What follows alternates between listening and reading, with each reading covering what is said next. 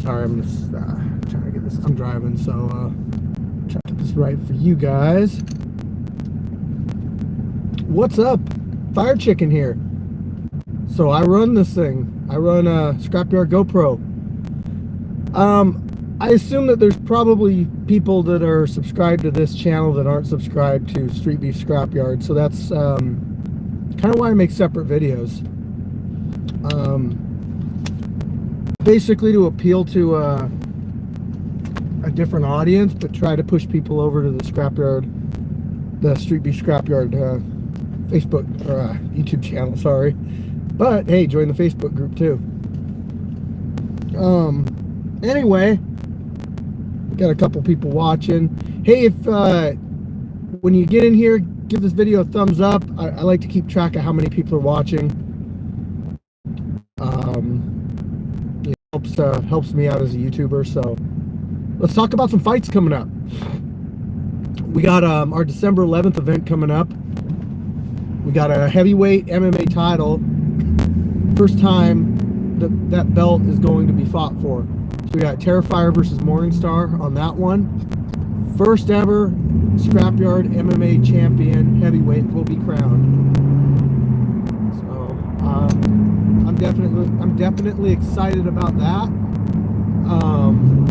We got some other people coming back. We got Solo making his return, going against Scorpio himself in a kickboxing match. I can't wait for that one. Solo, super entertaining. These guys his like own fan base. It's crazy. I got man, just like a lot of people signed up. A lot of people like our bigger names signed up, but I haven't matched them yet. So like I got Jay Gotham signed up, Viking Warrior, dude, he's always down to fight. Turtle is signed up. They're gonna be huge, and the year's gonna go out with a bang. So man, I love seeing you comment on all of our stuff on the main channel. That's badass. You don't know how much supporters like you mean to, you know, like me, you know, seeing you comment all the time. Are you in the Facebook group? Anyway, give this video a thumbs up. If you got any quick questions that I can read before I'm, you know, in and out of the stoplights, I want to try to read it while I'm driving. But so anyway, after the December 11th event, I'm gonna put up a poll on YouTube.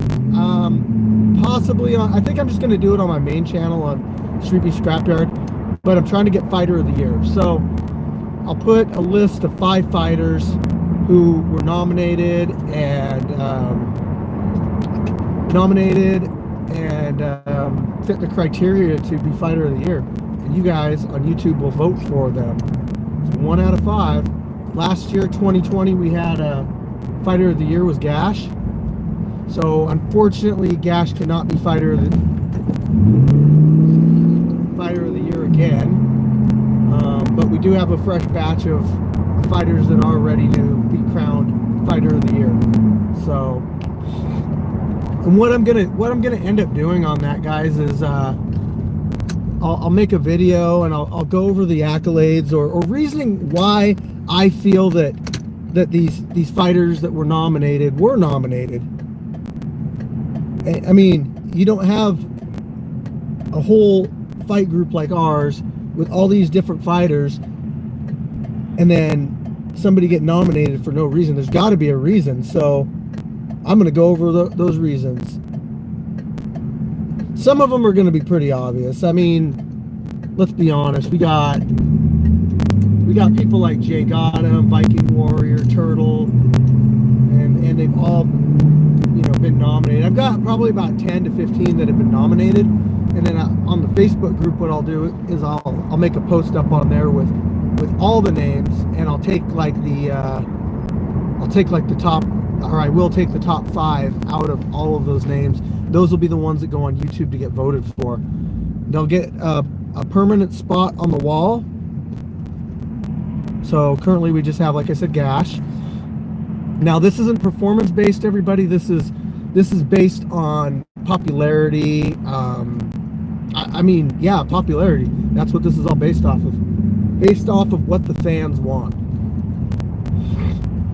So, as Viking Warrior, yeah, man.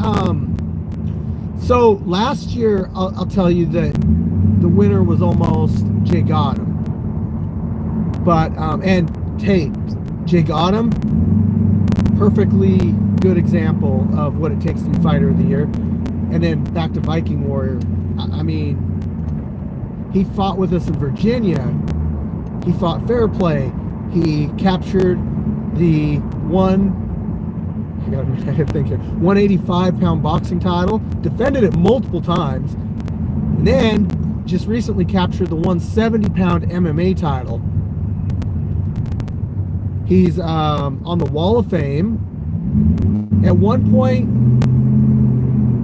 no, that was Jay Gotham. Jay Gotham at one point had the quickest, I think it was the quickest submission in the Scrapyard.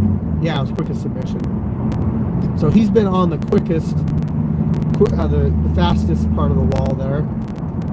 That's hard to get. Like, to beat that now, you're getting down into 13 seconds on a submission and 3 seconds and some change on knockout. So if you were fortunate enough to get your name on the wall for that early on, it was easier to get it then than it is now.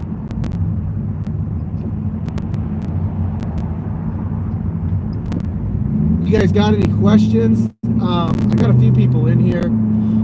Basically, I'm just killing time because I'm driving home. Oh, let's talk about the GoPro channel. I mean, that's what we're on, right? So let's talk about this. Some people get confused about what the GoPro channel is. They might complain about the camera angles, various things. Well, okay. The GoPro channel is the raw footage from our fights from an alternate angle. Sometimes I even upload videos and I forget to put the ending on there, like who won. It just depends on like when I upload the videos. So I apologize for that. You guys can always call me out in the comments on that. And if I upload a video that doesn't have an ending, I can find it and re-upload it and put the ending on it. But it is the raw footage, the GoPro. It's you get to hear a lot of stuff and see a lot of stuff that you don't see from the main angle. It's a raw spectator view. I like that. You know, I've actually never really thought about it like that before. Think of it as like a live, you know, seeing it live, like you said. But we don't do a live feed because the footage ends up being really choppy and bad. So I get people who probably want to see a live feed of the Scrapyard fights, but you know, the best way to get that live feed is to just show up and fight. Not feasible for everybody, but if you want to see that spectator angle, that's what the GoPro channel is about. I like that. I know, right? I give credit where credit is due. That's all you, bro. So yeah, you know, it is the live spectator view because you get to see all that quirky stuff. You get to see me making jokes that I only laugh at, or you get to see me make mistakes, or you get to see fighters try to talk with their mouthpiece in and me tell them to take their mouthpiece out before they give their intros. I mean, or if there's something controversial in the fight, like say somebody gets low blowed and you're like, you watch the main angle, you're like, I don't think that was a low blow. I kind of want to see it from a different angle. Well, there you go. Alternate angle, right? And I got almost all the fights on alternate angle, people. There's only like 3 months of fights that I don't have alternate angles of. So usually what I do is I end up reposting the old fights on the GoPro channel, and I give it. And one thing I can do on the GoPro channel that I don't really want to do or can't do. Yep, you get to see me say that all the time. You're like, quiet on the set, take 2, take 3. I think 3 is about my limit, but you yeah, you get to see all the everything that happens. But sometimes, you know, it'll be like a blood stoppage or something. And you're like, I want to know how long they actually stopped the fight. You know, a guy spits his mouthpiece out, you know, it's like, well, I want to know. So that's one way to find out, is watch the GoPro channel, because it's all on there. I've been thinking about making like special videos for the GoPro channel too, since the channel's doing so well, people. Like, I almost started the GoPro channel as like a, hey, let's see what happens kind of deal, right? Because I had all this footage, and I wanted to see. Oh, thanks. Sometimes the camera guy, aka me, gets in front of the second camera, which is not ideal. But, you know, I'm trying to watch the fight from the main angle, so I can't always keep consideration of the camera behind me. But Buddy V, he usually does the alternate angle footage, and he does a great job. Sometimes we put in Karate Gandalf or another person, but you know, they're pretty important on making sure we get that good alternate angle footage. I kind of wish we had multiple alternate angles. If it wasn't for all the footage that it would create and space it would take up on my computer, because sometimes things happen. And hey, what's up, Lone Wolf? Oh, no limit? No limits on here. Sometimes things happen and you don't really see it good from a first main view. We need more women fights. I agree. They need to sign up, because they're not signing up. But typically the Scrapyard doesn't get as many fighters as the other branches of Streetbeefs sign up, I believe. Seems like West Coast and the OG branch always have. Seems like they always have an adequate number, or even more so, fighters than they need. But that's not really the case with us, so we take everybody for now. That's why it's important to get out here and get some fights in and get a name made for yourself. That way when the Streetbeefs West Coast comes to the Scrapyard, we can put you up against them. Thanks, LP. I'll call you LP because I think that's easier to say. I appreciate that, but I would never take anything away from the main branch or the West Coast. We're all on the same, you know, family tree, so to speak. Scarface laid the foundation and set this whole thing in motion. People say, well, backyard fights were around before them, and they'll say, well, guns down, gloves up isn't a new thing. You know what? Brazilian Jiu-Jitsu wasn't a new thing at the time, but until the Gracies brought it to light in the UFC, nobody really knew what it was. So things can exist, but until you have a creative way of bringing it into the light of the public, it doesn't really exist, right? It's not really there. You didn't know it was there. It didn't really exist in your world. So we always have Scarface and the main branch to thank for publicizing and giving a positive message to backyard fights with a goal in mind of stopping street violence. No matter what, I will always be for that. I will always be for that. If there's another fight group out there that wants to stop street violence, yes, I'm for that. There are a lot of fight groups out there that they kind of, in my opinion, do things the wrong way. They charge money, they take money, they let kids fight. There's just a lot of stuff that I don't really agree with. So I actually talked to a group a little while back. I don't remember where they're at. Maybe, no, I don't want to guess. Anyway, they were some kids and they were starting some new backyard fights. And the kid was a big fan of our Scrapyard. And I said, hey man, look, I know you guys are trying to get involved with this whole thing, and you see what we do and you want to emulate it, but I gave him some advice. What do you think? What do you think a fire chicken drives? Think about it. Fire chicken. What do you think I drive? Anyway, I gave these kids some advice. I said, the best thing you guys can do is go get yourself in some self-defense classes. No, it ain't a Mustang. I'm not a Ford guy. I'll give you a hint, it's a Pontiac. So I gave these kids some advice. I told them to go get in some classes, kickboxing, jiu-jitsu, MMA, whatever. And they did. And I told them, I said, man, that's really cool you guys are doing this, and, you know, training hard and all that. Yeah, it's a 2002 WS6 Trans Am. So it has a Borla exhaust system on it, and I have a electric exhaust cutout on it, so I can actually turn my exhaust, like open it up and close it up. It's open right now, but if Mr. Popo gets behind me, I typically close the exhaust valve really quick so it doesn't make as much noise. Nah, maybe a Pinto with a small block. That'd be pretty fast. To be honest, guys, it's a car that I've wanted for 20 years, and I'm going to date myself here.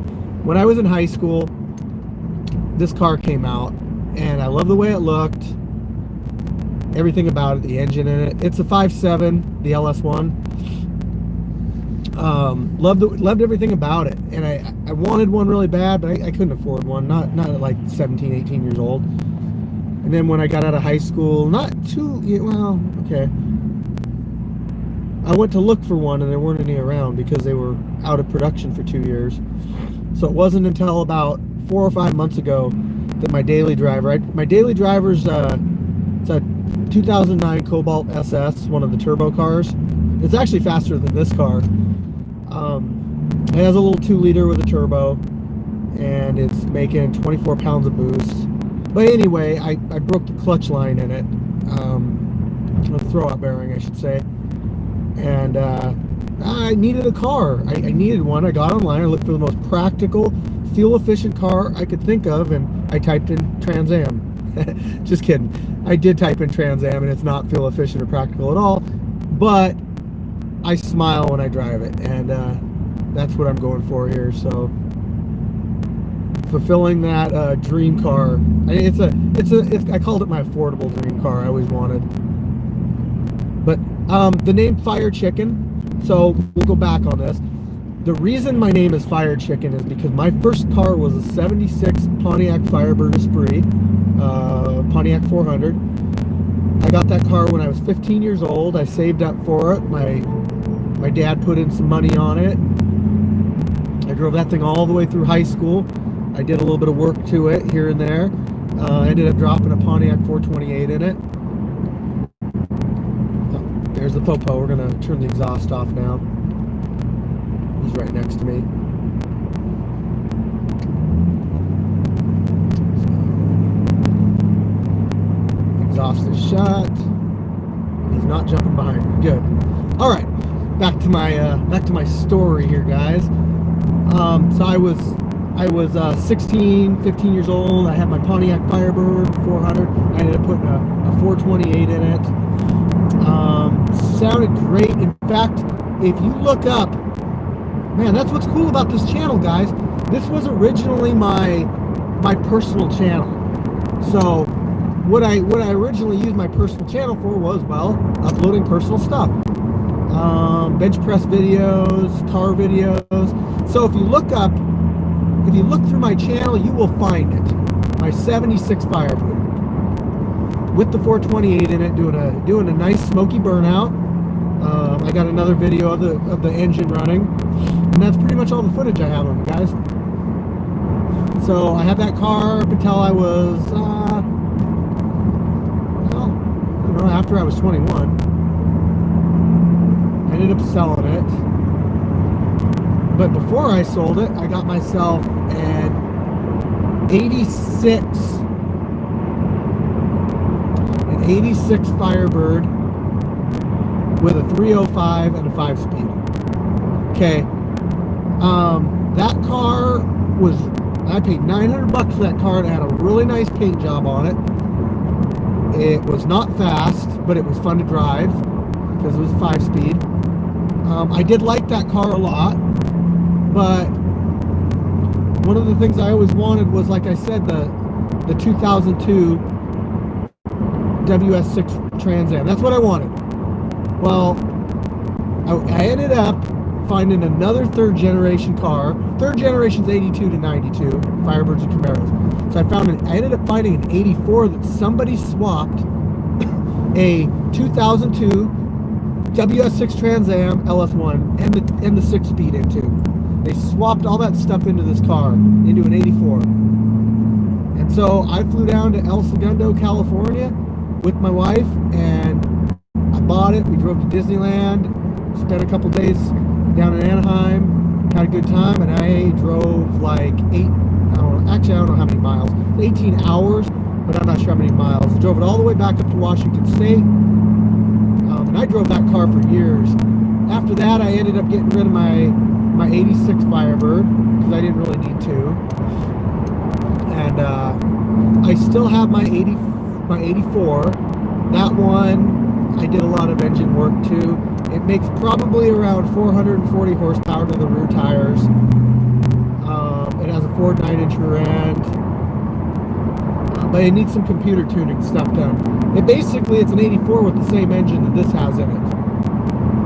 So those are pretty much my three cars. I got my 84, my 2002, and my Cobalt. My Cobalt should be fixed probably by the end of the weekend.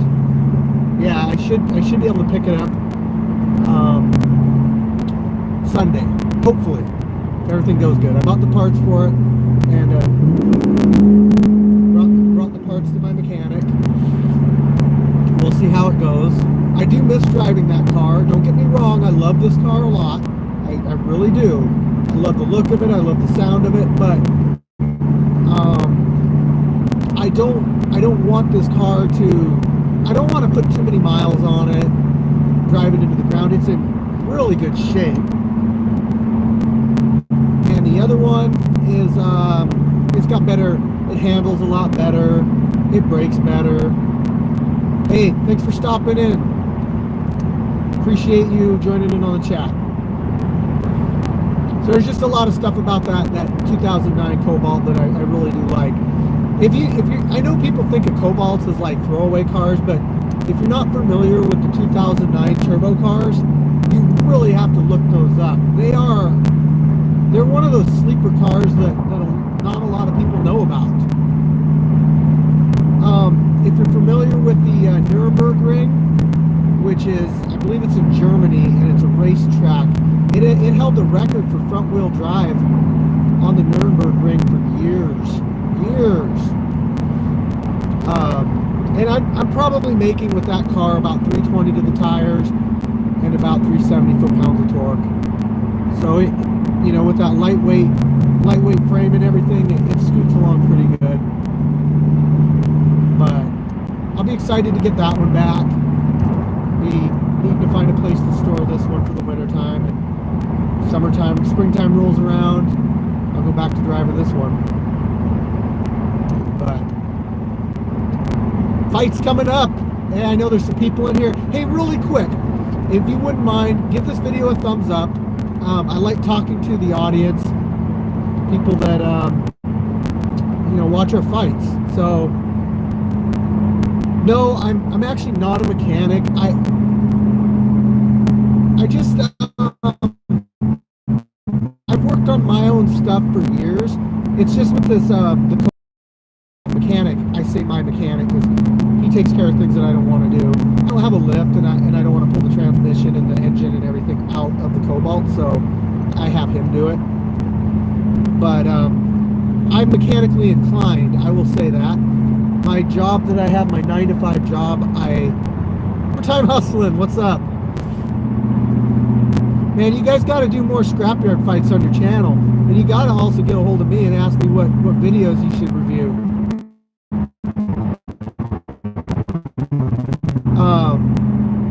Come on. Who other than Fire Chicken wears overtime hustling t-shirts during the fight intros and shouts you guys out? Simple answer. Nobody. Just me. But anyway, I'm mechanically inclined, so my job that I have, my 9-to-5, it relies on me having to pay close attention to certain details. And when you can do that, you can do pretty much a lot of stuff. Make sure you don't skip steps, all that mess. But a lot of that goes into how I set these fights up and run this backyard fight program or group. I pay a lot of attention to details, whether it's editing or setting up fights or promotional stuff. So there's a lot that goes into it. It is a second job now, but I don't think of it as a job. I truly love doing this. You know how many cool people I've met? Even if it's just some of you guys like on here wanting to chat with me. I've met some really cool people. Made some good friends from it. I can't wait for the 11th either. Hey, did Scarface ever say anything to you about that cameo you, did he send you a message or anything about that cameo you sent him? That was really cool of you to do. So Lone Wolf, he's in the chat right now, and if you're not familiar with Cameo is, it's this thing where you can go and have celebrities make videos for you, basically saying, hey, happy birthday, you know, so-and-so, whatever. They can do personalized videos. That's the simplest way to put it. Well, Lone Wolf went and got a personalized message for Scarface from Forrest Griffin. Now, I didn't actually get to watch the video. I clicked on it and it wouldn't work. So, but I'm sure it was really cool. Lone Wolf also did a personalized message from Rashad Evans. From Rashad Evans. And that was really cool. Have a big time, you know, belt holder from the UFC, like, say your name. And I'll tell you what, no matter what, any of these fighters, celebrities that run my name through their mouth, that's a name that you don't forget. You don't forget a name like Fire Chicken.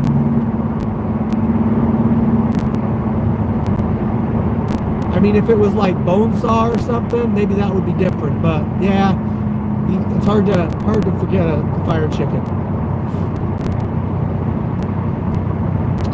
Actually fighting. So I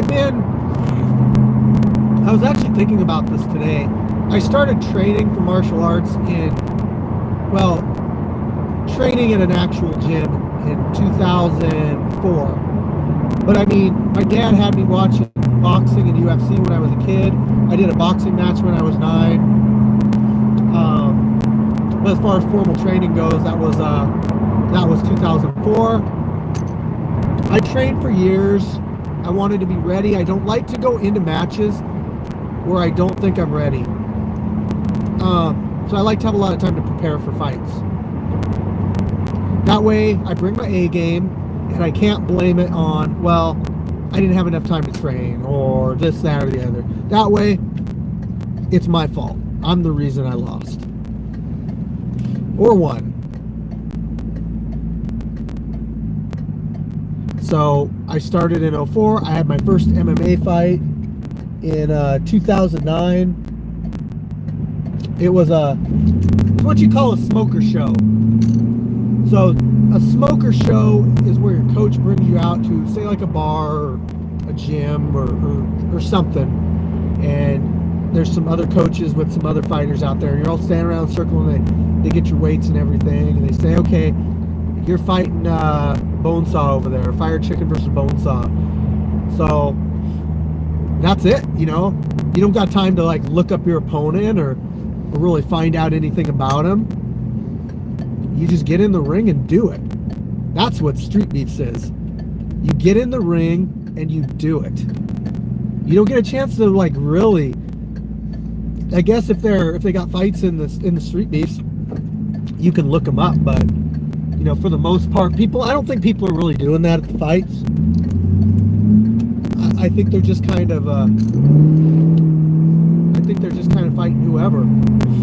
So I ended up winning my first fight with a guillotine choke in the second, I think it was the second round. I don't have video of it. It's the only one that I don't have video of. I got a couple pictures, but it wasn't a great fight anyway, guys. It was like we were kind of grabbed, like clinching in a corner of the cage for like the whole first round.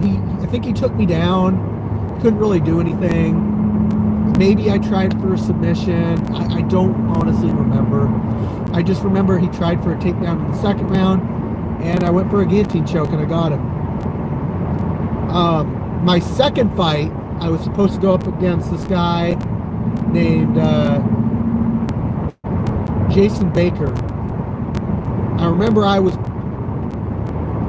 training for it, and I was feeling really good. And he was training out of this gym called Brian Johnson's Kickboxing Academy in Lacey, Washington. Well, fight day rolls around. I probably sold like 50 tickets to this fight for people to see me fight, family, friends, everybody. And my opponent shows up, and he sees me. Now, granted, I was pretty stocky back then, as far as like my strength was my advantage. I would just impose my submission arsenal on people, or I should say, striking wasn't my thing. I'm kind of more the opposite now. So the guy ended up leaving the event. He saw me and left. Like, what the freak, man? So a guy stepped up named the Mower. He was 1-0, and I ended up getting him with a rear naked choke in the second round. Or maybe it was the first round. Don't remember. I'm 5'9". My third fight was against this guy named Josh Goldade. He was, I was told, a precision kickboxer. Tough opponent. He's a stand-up fighter, big time. And I remember right before the fight, his friend came up to me and asked me my game plan. Like, you don't do that. Because I told him, I was like, oh, I'm just going to do everything. I actually went out on that fight, like, because I heard he was such a good striker. I came out with my southpaw stance because I wanted to shoot in for a double or a single off my right leg. Now, I didn't know how to really shoot back then. It was more like I bent over and ran and grabbed the leg. I can shoot now. I mean, you guys can probably see. You'll see it in my video that I'll put out. I'll probably put it out like tomorrow against JB. I landed a couple nice shots on him. Nice deep shots.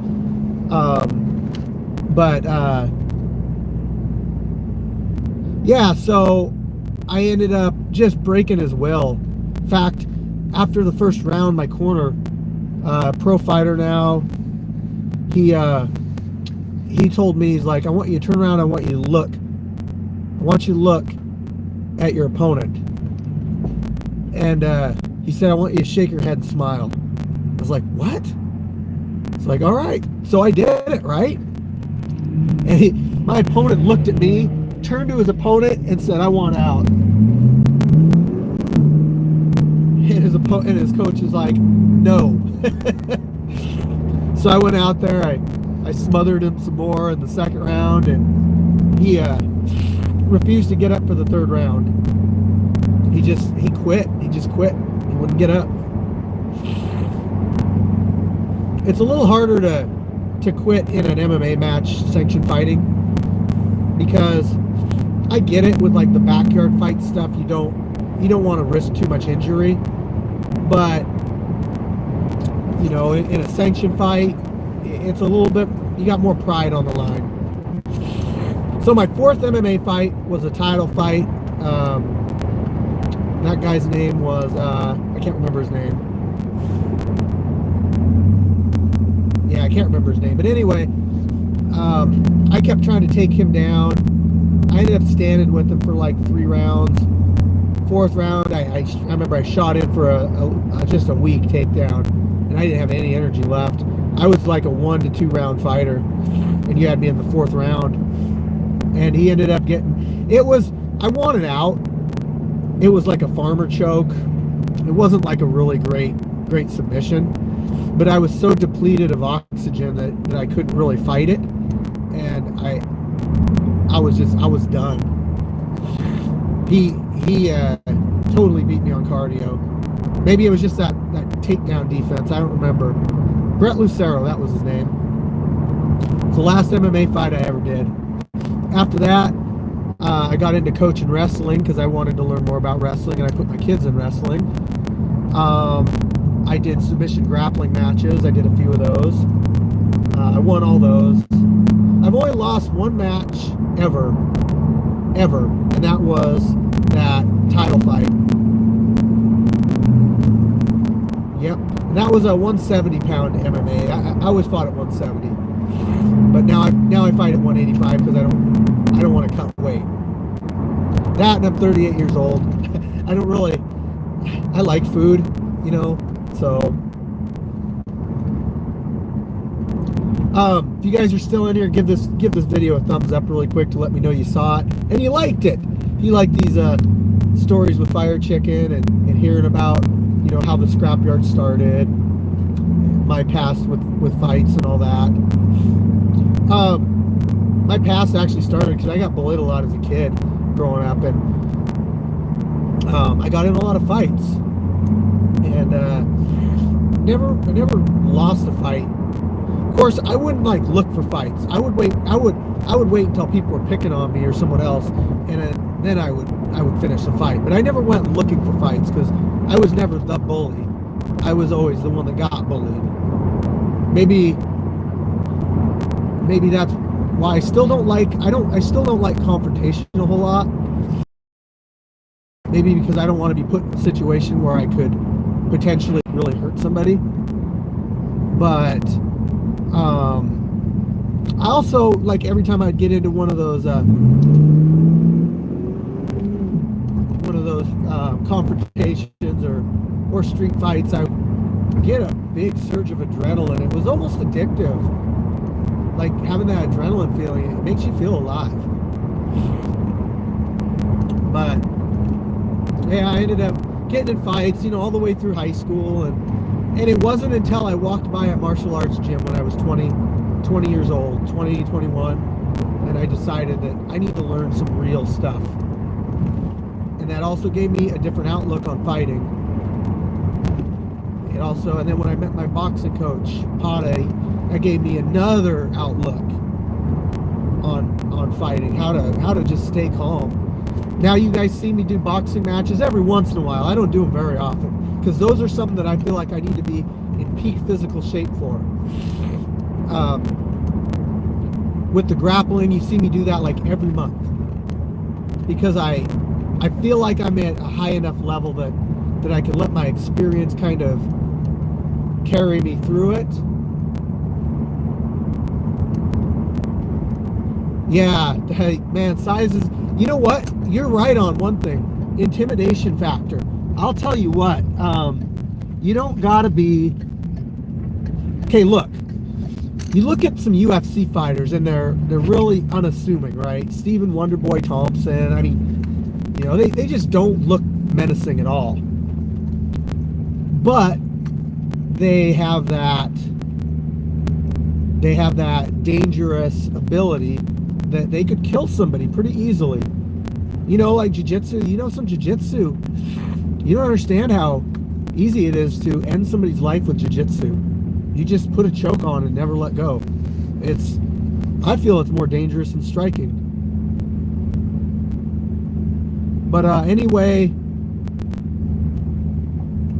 so being big and intimidating, that is one thing. You actually end fights a lot of times before fights even start, because people see you and they're like, you know what, I don't really want to risk it. That's why people lift weights and stuff too. And the only way you're really going to tell the difference on somebody that's got a lot of fighting experience is look at their ears. Now, I don't even have I've got a little bit up here, but Most people don't even notice it. So I just okay. But yeah, I mean, if you're not fighting, you know, you can always work out to look like you can fight. Because at the very least, if you look like you can hurt somebody, there's that risk factor. Now, when somebody finds out that you know how to fight, like really well, that's usually when things change tone. That's usually when people are like, yeah, I was just sorry about that, you know, my bad. It's happened to me before. But I do try to diffuse situations before they escalate. Because to me, I don't really like look at fighting anymore as like that angry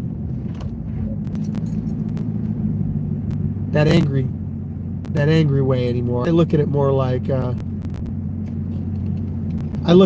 like something that I'm trying to progressively get better at, something that I use to defend myself, something I use to stay in shape, all that. So, hey, I'm going to take questions really quick. And what I mean by that is I'm going to look and see what you guys have wrote me. Because I've been driving and I honestly have not been reading your guys' message. Let's see. I don't have perfect ears. Like at the top of my ear right here, there's a whatever you call it, the calcified right up here. Dude, you can feel it. It's a big lump in there. And I did have cauliflower around that ear. I had to drain it multiple times. Let's see here. I've practiced 5 different martial arts and try to avoid fighting on the street because definitely, yes, that's the other thing too, is my job. I can't go to jail. So, I appreciate the compliment about my ears though. Base thumper. I need to learn martial arts just in case. Dude, I'm telling you, go learn some boxing. Learn a little bit of boxing and wrestling. Those are really the only 2 things you need. So being bullied, start a fight back. I'm glad I didn't get in a fight back then and getting in one with somebody that knows how to fight. Of course, the people that really know how to fight, that are trained, they don't usually go out and they don't generally go out looking for fights. Never had a fight in my life. I used to cut from 160 to 145 about 10 years ago. So I was cutting from about 185 down to 170. I guess, man, about the power thing.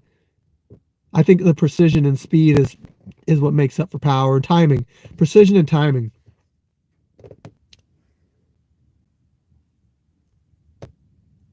Let's see. Depending on appreciate.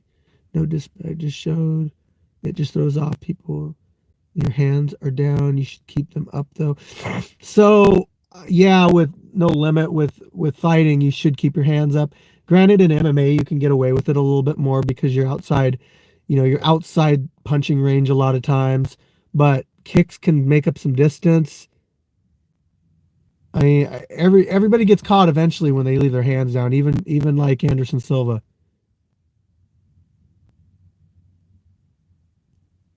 Okay, Lone Wolf. Yeah, maybe.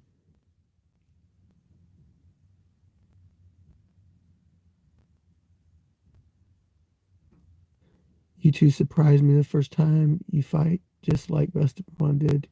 Oh, thanks, man. You did cameos for Turtle too? Jeez, man, you're killing it, man. That's awesome. We really appreciate that.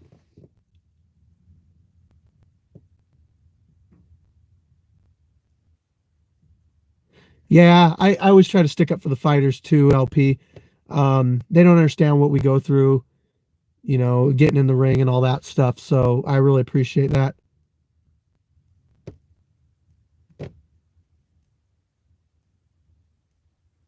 All right, guys, let me see if there's any recent.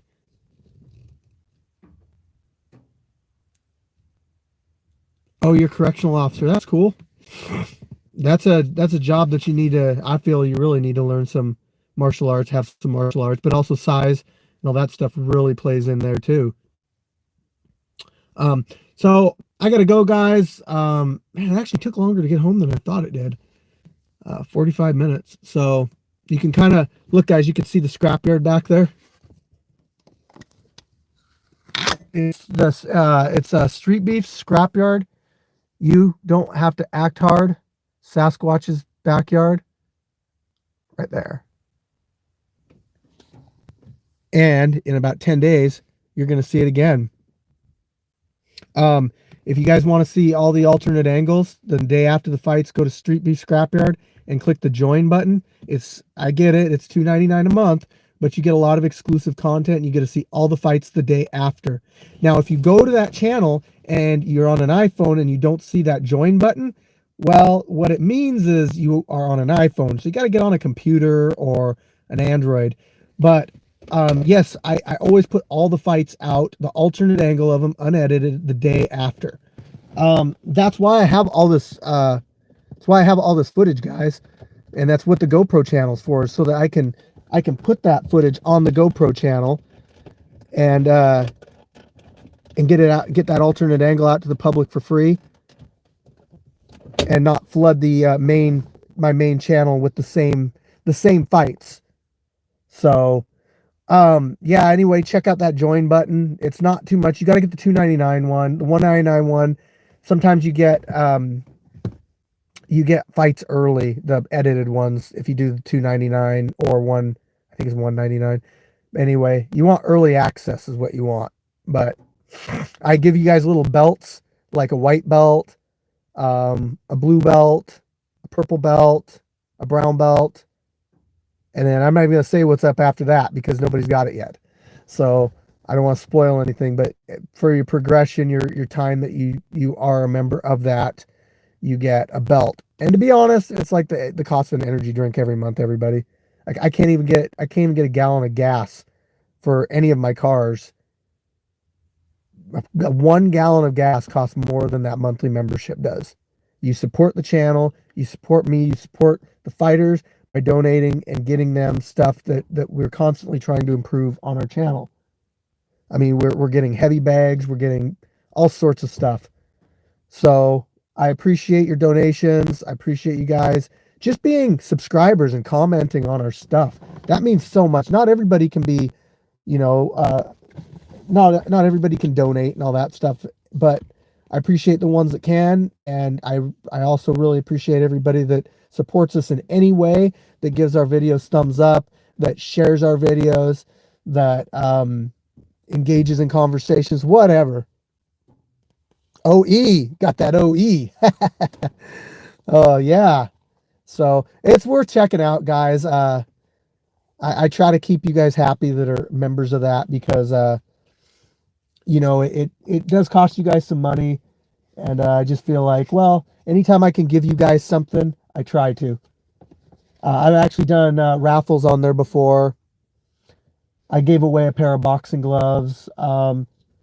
Maybe I'll do a t-shirt soon. I don't know.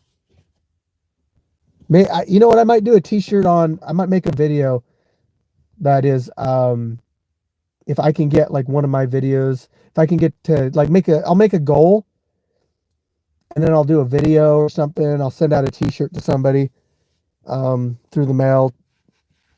I think the guy that won last time was in Canada and he got the boxing gloves, but I sent that all the way up to him. So, but anyway, I'm home. I'm going to get out of here. No Limit. Thank you, No Limit, and I'll see you on the 11th. You got a match against Scotty. Showtime. I would say, man, you've seen Scotty fight. He's seen you fight. He's probably going to know what to work on. You know what to work on, man. You know where he's going to go. You know what he's going to try, and you're going to do the